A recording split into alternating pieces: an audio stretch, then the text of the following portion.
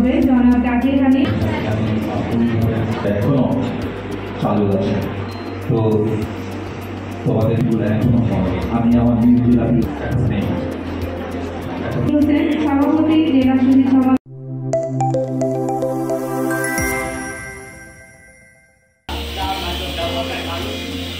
সময় নির্ধারিত করবো না, আমাদের অনেক সময়। প্রথমেই আমি হানিফ ভাই আমাদের সকলের সদস্য সভাপতি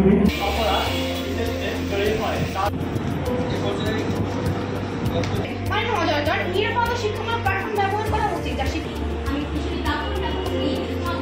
বর্তমান বিশ্বে 70% শিক্ষার্থী তাদের পড়াশোনার ক্ষেত্রে ইন্টারনেটকে ব্যবহার করা হচ্ছে। অপব্যবহার বলতে বোঝাচ্ছি নানান ধরনের কানেকশন ও সুযোগ, সৃজনশীলতা ও উদ্ভাবন। বিরুদ্ধে যুদ্ধ।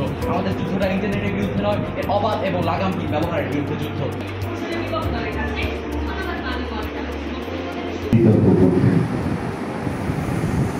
বিতর্ক এই জিনিসটা আসলে শুধু একটা যৌক্তিক বিষয় নিয়ে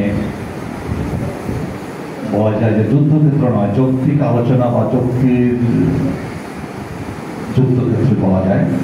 শুধু তাই নয়, যুক্তিকে খণ্ডন করা, যুক্তি দিয়ে বুঝানো, সেটারই একটা ব্যাটেল ফিল্ড এখানে। পাশাপাশি তোমরা যে জিনিসটা অর্জন করবে,